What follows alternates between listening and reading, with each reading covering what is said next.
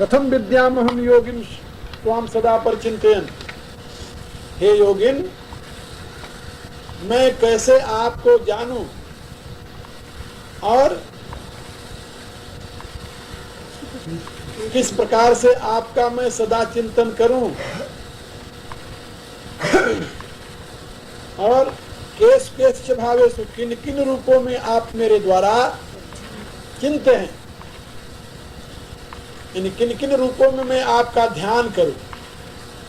यहाँ 10वें अध्याय में जिन विभूतियों की व्याख्या की गई है वो भगवान की विशिष्ट अभिव्यक्तियां हैं, और उन रूपों में भगवान का ध्यान करना चाहिए।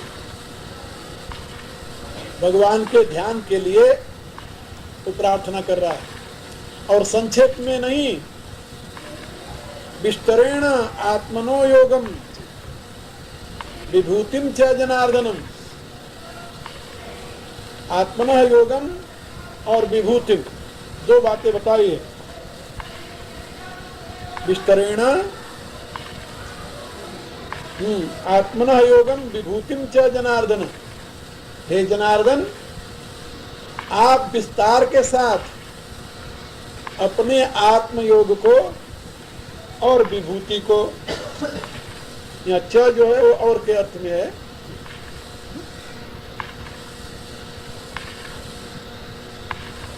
अपने आत्मयोग और अपनी विभूति को विस्तरेण, विस्तार के साथ हमें समझाइए। भूय कथय, भूय कथय माने पहले आपने कहा तो है, लेकिन पुनः आप कहिए। इसलिए आत्मनः योगम च विभूतिम च विस्तरेण भूय कथय। आप अपने आत्मयोग को और अपने विभूति को, वैभव को मेरे से पुनः कहिए, और विस्तरेण कहिए, विस्तार के साथ कहिए, संक्षेप से नहीं। संक्षेप से तो मैं सुन चुका हूं, तो विस्तार के साथ सुनने की चाह क्यों हुई तुम्हें? वो कहता है तृप्तिर ही शृणतो नास्ति में अमृतम। आपके इस अमृत स्वरूप ज्ञान को सुनने से मुझे तृप्ति नहीं हो रही।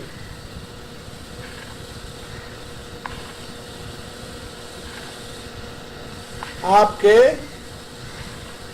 इस अमृत स्वरूप ज्ञान को सुनने से हमें तृप्ति नहीं हो रही है। ते अमृतम, आपके द्वारा कहे हुए इस अमृत, यहाँ अमृतम जो है वो भगवान के उपदेश के लिए। नाथ तवानन शशि स्रवत कथा सुधा रघुबीर, श्रवण पुटनि मन पान करे नहीं अघात मति धीर। जो बात पार्वती जी ने कही है रामायण में, वही बातें कहता है। आपके मुखार बिंद से विनिश्रित अमृत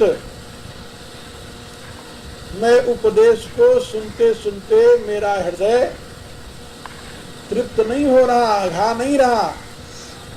इसलिए आप अपने आत्मयोग को और अपनी विभूति को विस्तार के साथ मुझसे पुनः कहिए।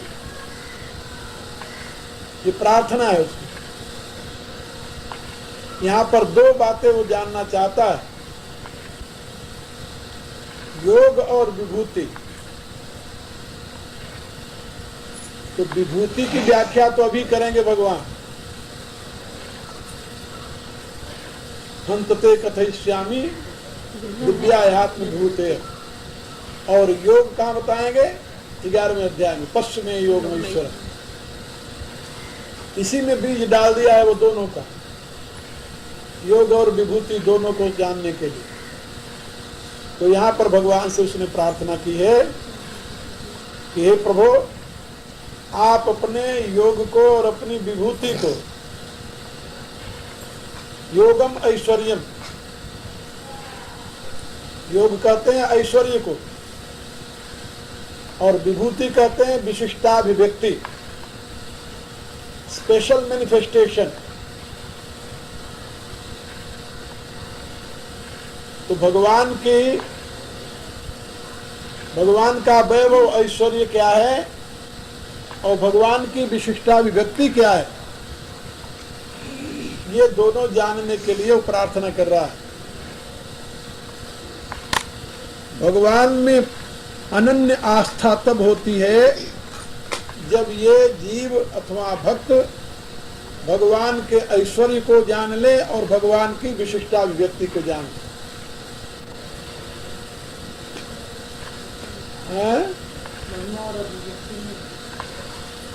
हाँ, ऐश्वर्य और अभिव्यक्ति में भेद है।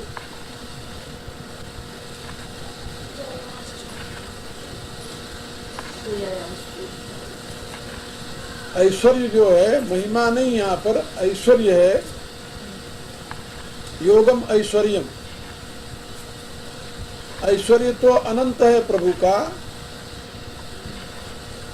और विभूति जो है वो भी अनंत है।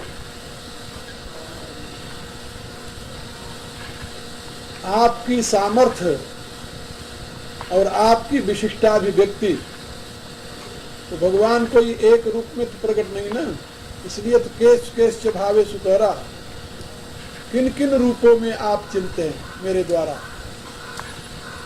तो प्रभु की महिमा और प्रभु की विशिष्टाभिव्यक्ति, आपका ऐश्वर्य और आप किन किन रूपों में विशेष रूप से प्रकट हैं, ये दो बातें आप मुझे समझाइए। क्योंकि आपके इस ज्ञानामृत को सुन करके मेरा हृदय तृप्त नहीं हो रहा है। भगवान की महिमा को सुन करके जो अघा जाते हैं, रामचरित जे सुनत अघाही रस विशेष जाना तिन नाही, उन्होंने भगवान की महिमा के विषय में जाना ही। यदि ये हो जाए बहुत सुन लिया, क्या करना, सुन करके सुनते तो रहते हैं। तो वो कहीं सुनई हरसई कुल काही, ते सुकृति मन मुदित नहाई। कहीं सुनई हर्षही कुल काही, वो कह करके हर्षित हो रहे हैं और सुन करके पुलकित हो रहे हैं। कहीं सुनई हर्षही कुल काही, ते सुकृति, वो दोनों ही सुकृति है। सुकृति माने पुण्य कर्मा है। और वही इस मान सरोवर में स्नान कर रहे हैं, तुलसीदास जी कहते हैं, ते सुकृति मन मुदित नहाय। तो भगवान से संबंधित ज्ञान को सुनने में यदि तृप्त हो जाए जीव, तृप्ति आ जाए, ये समझ लो कि उसने सुना ही नहीं, जाना ही नहीं, समझा ही नहीं। इसलिए अर्जुन कहता है कि विस्तार के साथ आप मुझे वो बता दीजिए कि आप किन किन भावों में मेरे द्वारा चिंतन हैं, किन किन रूपों में मेरे द्वारा चिंतन हैं। तो आप अपने ऐश्वर्य को बताइए और अपनी विभूति को बताइए। आगे भगवान क्रमशः 10वें अध्याय में तो पहले अपनी विभूति बताएंगे। हंतते कथयिष्यामि दिव्या ह्यात्म विभूतयः। वो कहते हैं कि मैं अब तुम्हें अपनी दिव्य आत्म विभूति बताने जा रहा हूं, लेकिन विस्तार से नहीं। विस्तार से मेरी विभूति का कहीं अंत हो तो बताओ ना। अरे तुम एक ब्रह्मांड के प्राणी हो, एक ब्रह्मांड की बात भी पूरी नहीं जान सकते, समझ सकते, तो सारे ब्रह्मांडों के विषय में तुम कैसे जानोगे। इसलिए तुम तो केवल एक ब्रह्मांड के विषय में, तुम तो केवल एक ब्रह्मांड के विषय में जान लो, यही पर्याप्त है। इसलिए एक ब्रह्मांड के विषय में भी नहीं जान सकते पूरा, क्या तो फिर क्या जो मुख्य मुख्य हैं उनको जान लो, यही बहुत है। सामान्य में तुम्हारी धारणा नहीं बन सकती, धारणा बनेगी मुख्य में।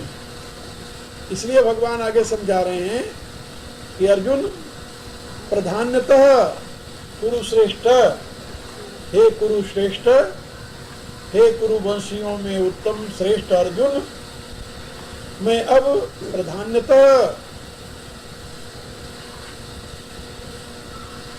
जो मेरी प्रधान विभूतियां हैं उनको मैं तुमसे कहता हूं। हंतते कथयिष्यामि दिव्याह्यात्म विभूतयः, मैं अपनी दिव्य आत्म विभूतियों की जो प्रधान हैं उनको कहने जा रहा हूं। और जो तू कह रहा विस्तार से बताओ, तो भगवान कहते हैं न अस्ति अंतो विस्तरस्य में विस्तरस्य अंतो न अस्ति। अरे मेरे विस्तार का कोई अंत ही नहीं है, तो अनंत की व्याख्या मैं कैसे कह दूं तुमसे? अनंत तुम्हें कैसे समझा दूं? अनंत जो है उसकी व्याख्या नहीं हो सकती। मेरे विस्तार का कहीं अंत नहीं है, इसलिए मैं तुम्हें अपनी प्रधान विभूतियां अब आगे समझाऊंगा, और वो तुम मेरे से ध्यान से सुन। ओम भूर्भुवः स्वः तत्सवितुर्वरेण्यं भर्गो देवस्य धीमहि धियो यो नः प्रचोदयात्, विश्वानि देव सवितुर्वृतानि परासुव यद्भद्रं पुण्यासुव, सर्वे भवन्तु सुखिनः सर्वे सन्तु निरामयाः, सर्वे भद्राणि पश्यन्तु मा कश्चित् दुःखभाग् भवेत्। ओम पूर्णमदः पूर्णमिदं पूर्णात् पूर्णमुदच्यते पूर्णस्य पूर्णमादाय पूर्णमेवावशिष्यते। ओम शांति शांति शांति।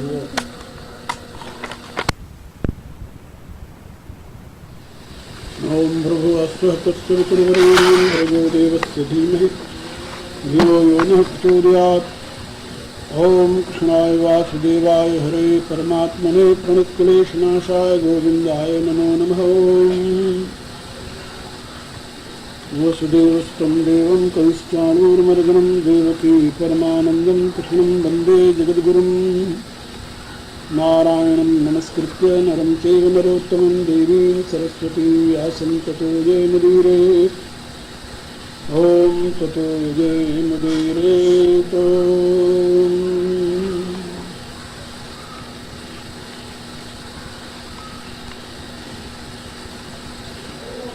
अर्जुन की कामना, प्रभु आप अपने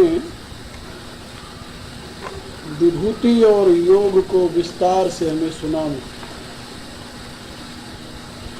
आपकी अमृतमयी वाणी को सुनते हुए तृप्ति नहीं हो रही है।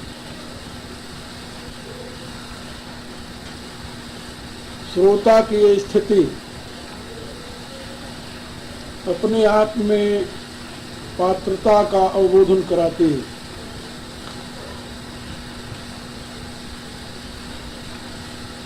विस्तरेण आत्मनो योगम विभूतिम च जनार्दन।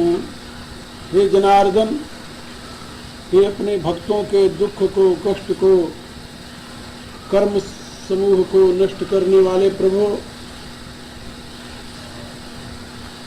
आप अपने योग ऐश्वर्य को और अपनी विभूति को भूतः कथय भूयः कथय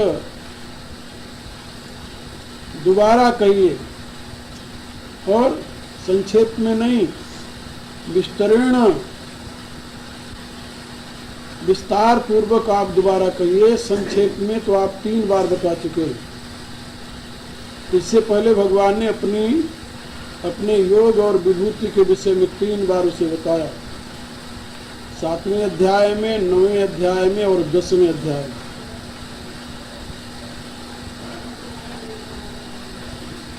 इन तीनों बार भगवान ने संक्षेप में ही बताया।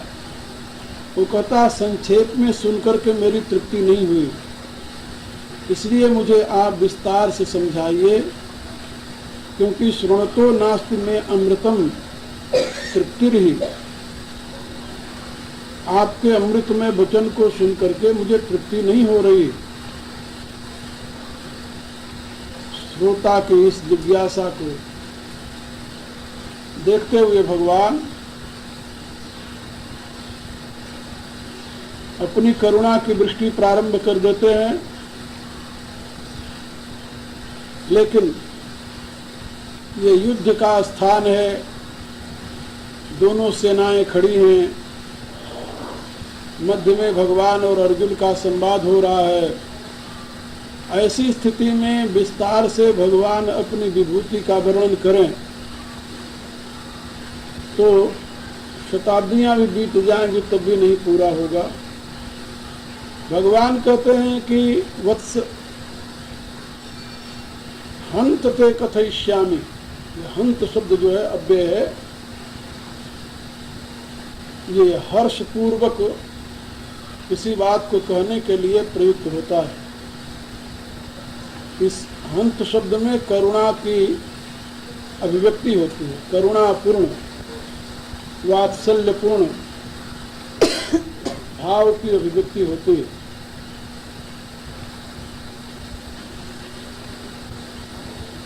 अच्छा, अब मैं तुम्हें सुनाता हूं, ऐसा। हंत ते कथयिष्यामि। अच्छा, अब मैं तुमसे कहूंगा। कथयिष्यामि माने कहूंगा। क्या कहूंगा? दिव्या है आत्म विभूति है ही निश्चयेन। दिव्या आत्म विभूतय। निश्चय पूर्वक अब मैं तुमसे अपनी दिव्य आत्म विभूतियों का वर्णन करूंगा। परमात्मा की आत्म विभूति दिव्य है। उसने दो बातें पूछी है, योग और विभूति। भगवान यहाँ उसको पहले आत्म विभूति का उपदेश देना प्रारंभ करते हैं और इसी के लिए प्रतिज्ञा करते हैं।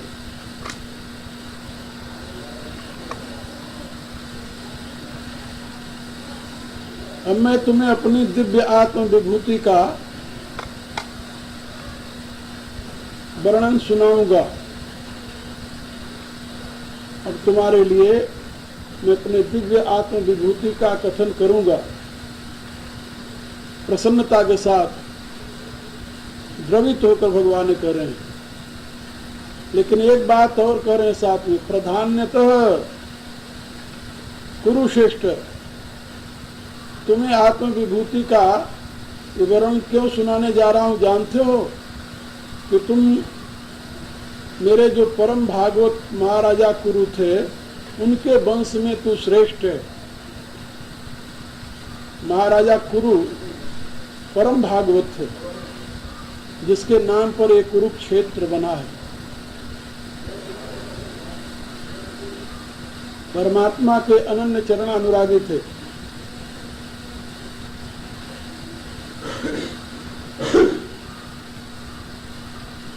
उन्हीं के नाम पर ये कुरुक्षेत्र शब्द प्रचलित हुआ है। कुरुक्षेत्र उन्हीं का बनाया हुआ। उसी कुरु वंश में इसका जन्म हुआ है, इसलिए वो कुरुश्रेष्ठ भगवान उसे संबोधित कर रहे हैं। हे कुरुश्रेष्ठ, प्रधान्यतः मैं तुम्हें जो अपनी आत्म विभूति का वर्णन सुनाने जा रहा हूं, ये प्रधान प्रधान आत्म विभूतियां हैं, सारी नहीं। क्योंकि न अस्ति अंतो विस्तरस्य में, मेरे विस्तार का कहीं अंत नहीं है। भगवान के विस्तार का कहीं अंत नहीं। प्रभु कितने महान हैं इसका कहीं अंत नहीं है। इसलिए प्रभु अपनी सारी विभूतियों का वर्णन तो कर ही नहीं सकते। रामायण में जैसे तुलसीदास ने लिखा, जाने राम न सकई बखानी। अपनी विभूतियों को जानते तो आप हैं, लेकिन कह नहीं सकते। तो भगवान कहते मैं विस्तार से अपनी विभूति तो नहीं बता सकता, लेकिन जो मेरी दिव्य आत्म विभूतियां हैं उनकी प्रधान प्रधान मुख्य मुख्य जो है उनको मैं बताऊंगा।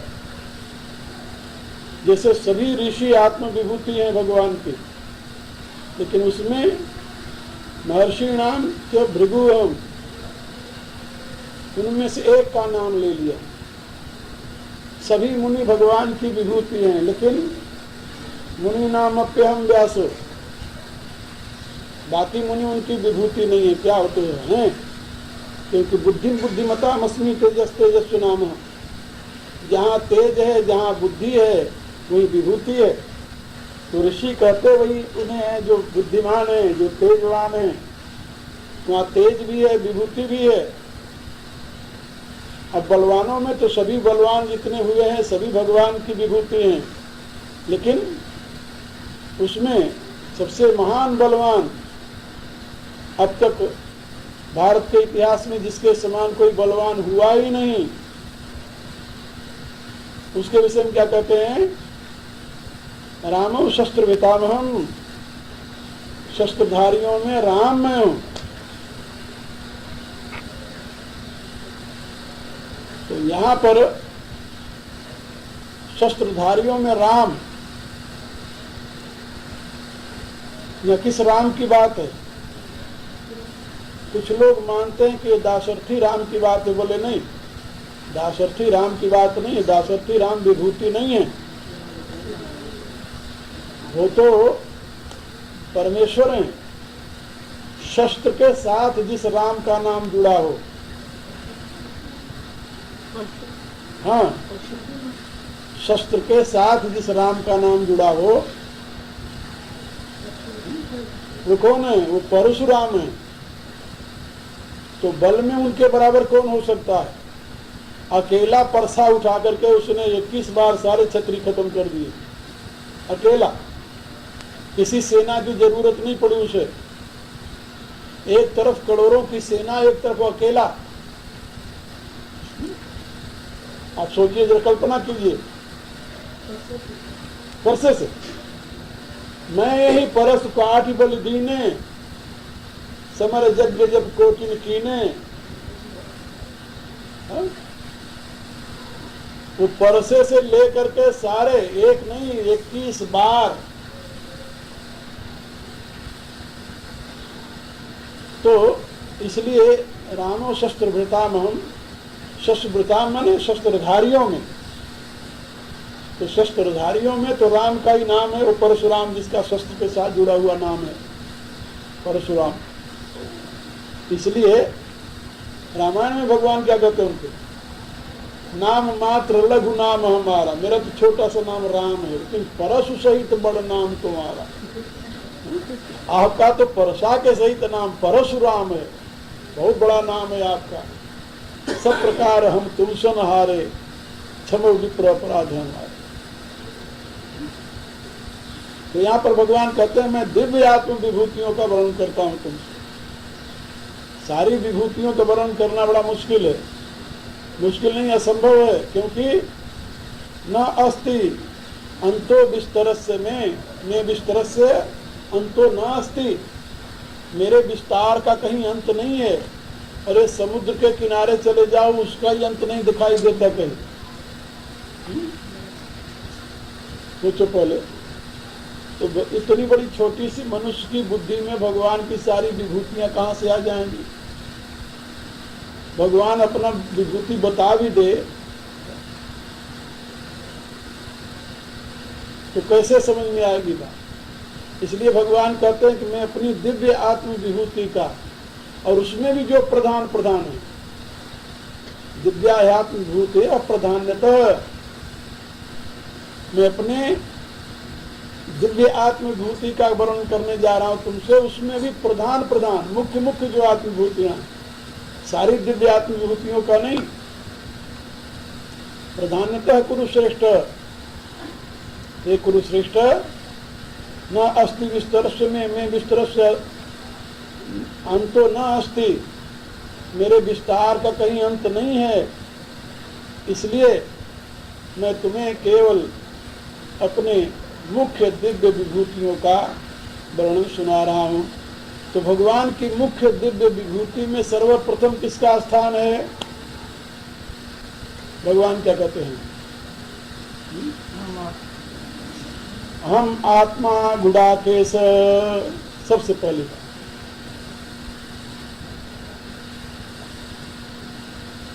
दिव्य आत्म विभूति में सबसे पहली विभूति भगवान की है, जिसमें तुम भगवान की सत्ता की कल्पना कर सकते हो। इसके पीछे भगवान है ऐसा अनुभव कर सकते हो, वो है आत्मा। हम आत्मा गुडाकेश। देखिए, निद्रा के 3 भेद होते हैं, 3 भेद। तीनों प्रकार की निद्राओं के ऊपर जिसका प्रभुत्व हो उसको कहते हैं गुडाका ईश। गुडाका माने निद्रा।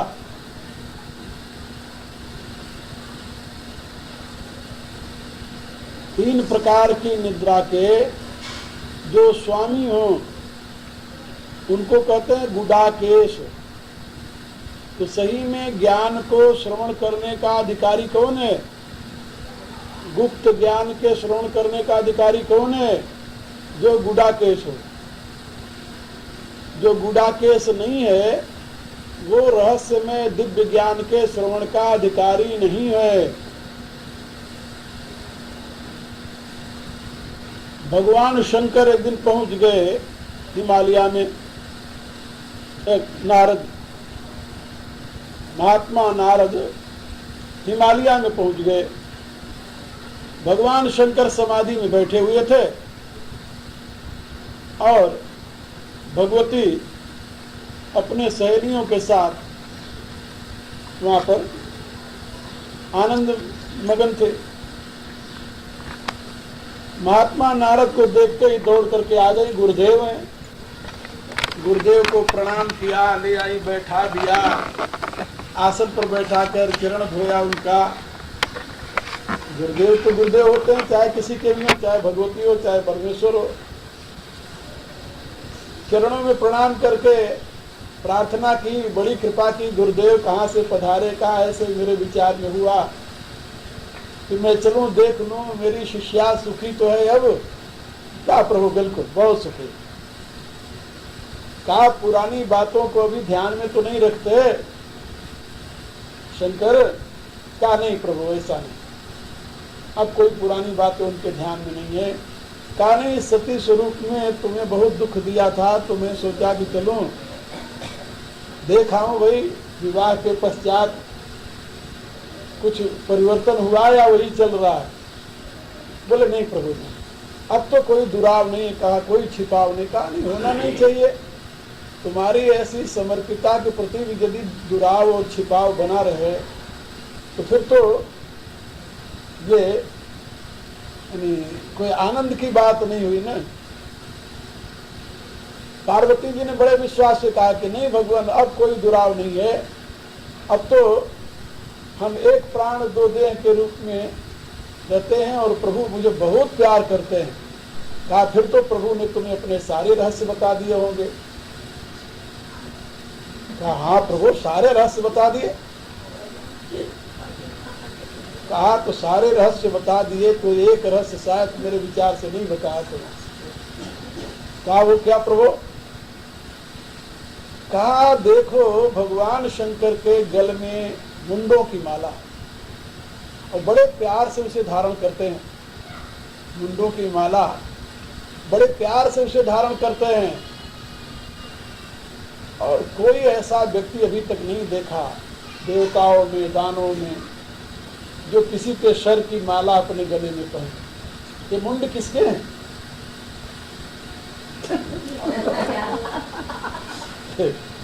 कभी ये रहस्य तुम्हें बताया?